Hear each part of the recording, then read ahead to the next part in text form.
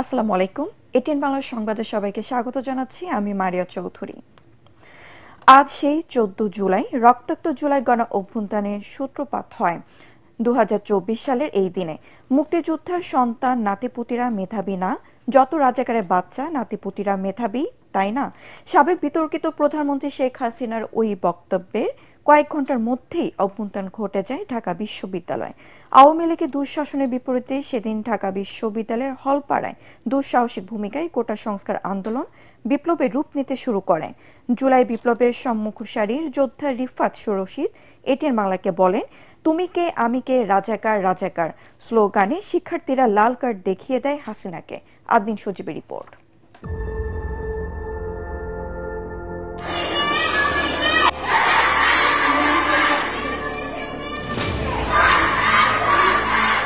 প্রকৃতির নিয়ম মেনেই সূর্যাস্ত হলেও সেদিন এর সঙ্গে সঙ্গে আওয়ামী লীগের দীর্ঘ শাসন পতনের প্রতিধ্বনি শোনা যায় ঢাকা বিশ্ববিদ্যালয়ের হলপাড়ায়।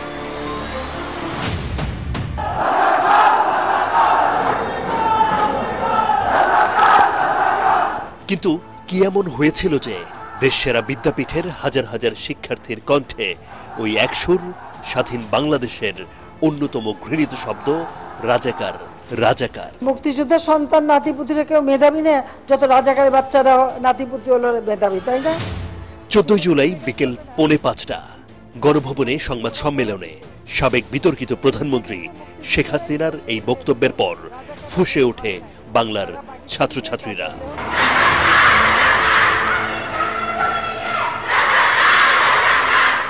গতি পায় কিছুটা ধীর গতিতে চলা কোটা সংস্কারের দাবিতে বৈষম্য বিরোধী ছাত্র আন্দোলন।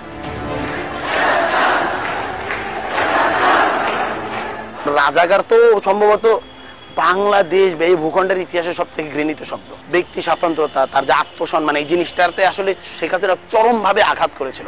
ওই ক্ষোভটা শিক্ষার্থীদের পাবলিক স্পেয়ারের ভিতরে আমরা দেখতে পাচ্ছি যে কিভাবে এই ক্ষোভটা আসলে প্রকাশ হয়েছিল, এবং ঢাকা বিশ্ববিদ্যালয় ওই দিন আসলে একটা অভ্যুত্থান হয়ে গিয়েছিল হলগুলোর মাঝে। হলপাড়ার প্রতিবাদে উত্তপ্ত হয়ে ওঠে ঢাকা বিশ্ববিদ্যালয়। রাতে রাজু ভাস্কর্য এবং উপাচার্যের বাসভবনের সামনে জড়ো হয়ে নানা স্লোগান দেন বিক্ষুব্ধ শিক্ষার্থীরা। যারা রাজাকারদের পক্ষে তোষণ করে চাকরিতে যাওয়ার যোগ্যতা তাদের থাকবে। আমাদের রাজনৈতিক বোঝাপড়ার মাঝে ছিল আমরা যেদিন ঢাকা বিশ্ববিদ্যালয়ের হলগুলোকে ছাত্রলীগ মুক্ত করতে পারবো, তার 15 দিনের মাথায় আমরা শেখ হাসিনাকে ফালাই দিতে পারবো। ছাত্রলীগের হুঙ্কার তোয়াক্কা না করেই আন্দোলনকে নতুন মাত্রা দেয় নারী শিক্ষার্থীরা। কুয়েতমন্ত্রী হল, ফজিলাতুন্নেসা হল, বেগম রোকেয়া এবং শামসুন নাহার হলের ছাত্রীরা থালাবাসন হাতে লাল কার্ড দেখায় শেখ হাসিনাকে। একটা যে নতুন করে একটা ব্যানার বানাবো ই করবো, তো ওই টাকাটা ছিল না, তখন লুৎফর ভাইকে যায় বলে যে ভাই টাকা দেন ব্যানার দিবেন। তখন এর মাঝে আমাদের বাকের ভাই বলে উঠলো, যদি ভাই আজকে আপনি যদি 500 টাকা দেন তাহলে আমরা হাসিনারে ফালাই দিই। সে তখন হলো গিয়ে 500 টাকার জায়গায় 1000 টাকা বের করে দিছে, বলছে যে যা নিয়ে যায়। কোটা সংস্কার আন্দোলন রূপ নিতে শুরু করে জুলাই বিপ্লবে। ওই রাতেই ঢাকা ছাড়াও রাজশাহী বিশ্ববিদ্যালয়, সিলেট সহ দেশের বিভিন্ন শিক্ষা প্রতিষ্ঠানে বিক্ষোভ মিছিল করে শিক্ষার্থীরা। জাফর ইকবালরা তো বাংলাদেশে সবসময় ফ্যাসিবাদদেরকে লেজিটিমেসি দিয়ে আসছে। হাসিনার বাই ব্লাড হলো ফ্যাসিবাদী হওয়ার চিন্তাতে তার বাবা যখন মারা গেছে, বাংলাদেশের মানুষ মিষ্টি বিলাইছে, এরা সবাই আমার ফ্যামিলির শত্রু, আমার সবাই শত্রু। এই মুজিববাদী যে কালচারাল হেজমনি তারা এবং মিডিয়া পারা, এরাই আসলে শেখ হাসিনাকে যে ফ্যাসিবাদী কাঠামো সেই স্ট্রাকচারটাকে বৈধতা দিয়েছে। একের পর এক ভুলে পতনের খড় শুরু হয় আওয়ামী লীগের। বিশ্ববিদ্যালয় থেকে আন্দোলন ছড়িয়ে পড়ে গণমানুষের মাঝে।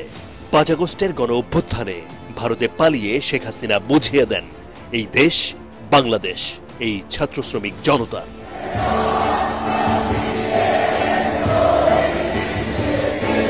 আদিন সজীব, এটিএন বাংলা, ঢাকা।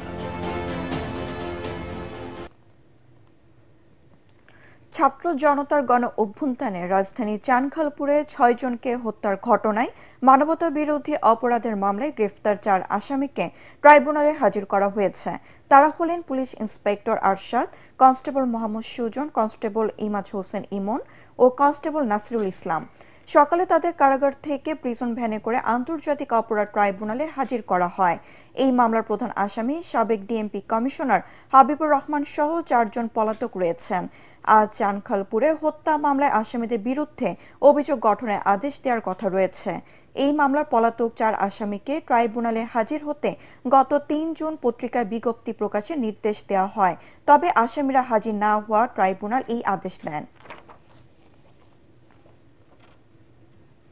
ব্যবসায়ী সোহাগ হত্যাকাণ্ডের সাথে জড়িত প্রকৃত হত্যাকারীদের গ্রেফতার না করে একটি মহল বিএনপির শীর্ষ নেতাদের চরিত্র হননে দুঃসাহস দেখাচ্ছে বলে অভিযোগ করেছেন দলটির মহাসচিব মির্জা ফখরুল ইসলাম আলমগীর। রাজধানীর গুলশানে চেয়ারপারসনের সংবাদ সম্মেলনে তিনি এই অভিযোগ করেন।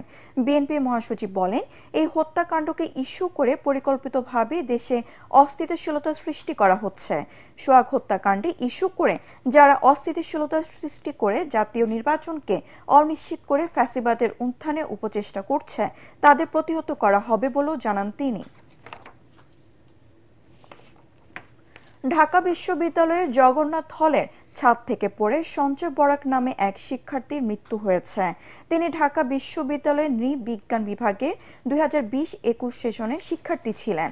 সকালে তাকে উদ্ধার করে ঢাকা মেডিকেল কলেজ হাসপাতালের জরুরি বিভাগে নিয়ে গেলে কর্তব্যরত চিকিৎসক মৃত ঘোষণা করেন।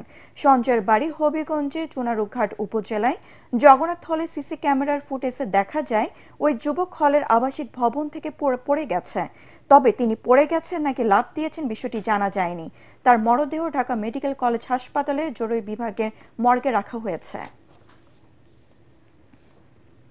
বান্দরবনের চিম্বুক পাহাড়ের রাংলাই হেডম্যান পাড়ায় বিদ্যুৎ স্পষ্ট হয়ে মা মেয়ে সহ 3 জন মারা গেছেন।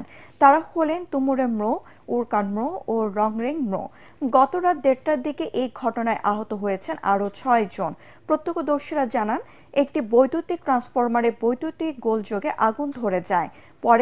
পরে ঘরের সঞ্চালন লাইনে আগুন ছড়িয়ে পড়লে তা নেভাতে গিয়ে বিদ্যুৎ স্পষ্ট হয়ে ঘটনাস্থলে প্রাণ হারান 2 জন। হাসপাতালে নেওয়ার পর মারা যায় আরও 1 জন। স্থানীয় মৌজা প্রধান রাংলাই ম্রো জানান, বেশ কয়েকবার বিদ্যুৎ বিভাগকে জানানোর পরও ট্রান্সফরমারটি ঠিক করতে ব্যবস্থা নেয়নি কর্তৃপক্ষ। এদিকে হতাহতের ঘটনায় শোক বিরাজ করছে এলাকায়।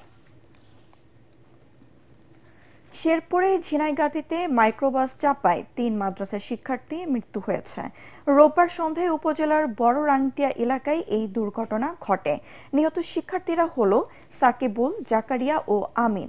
3 জনই নলকুড়া ইউনিয়নের বড় রাংটিয়া দেওয়ানিপাড়া এলাকার বাসিন্দা এবং স্থানীয় মার্কাজু তাওকা মাদ্রাসা হেফাজত বিভাগের শিক্ষার্থী।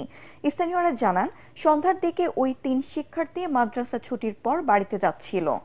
এই সময় সামনে থেকে বেপরোয়া গতিতে আসে একটি মাইক্রোবাস নিয়ন্ত্রণ হারিয়ে তাদের উপর উঠিয়ে দিলে 3 জনই গুরুতর আহত হয়।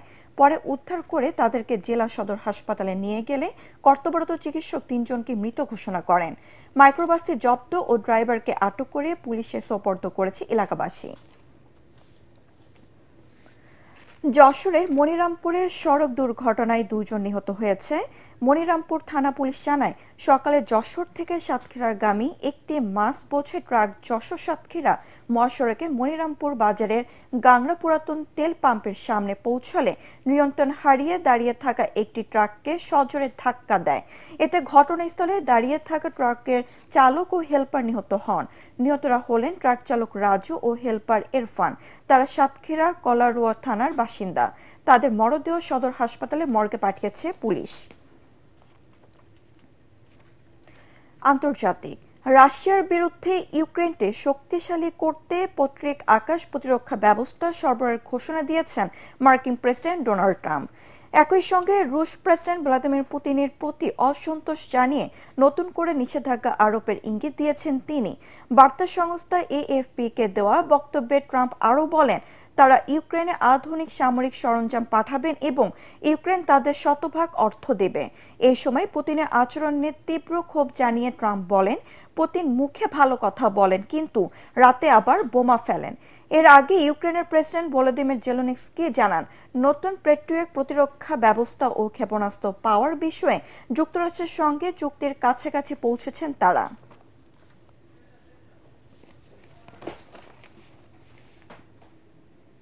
পরবর্তী সংবাদ দেখার আমন্ত্রণ জানিয়ে এখনকার মতো শেষ করছি। এটিএন বাংলা সংবাদ ইউটিউবে দেখতে ব্রাউজ করুন youtube/ATN বাংলা নিউজ। ধন্যবাদ সবাইকে।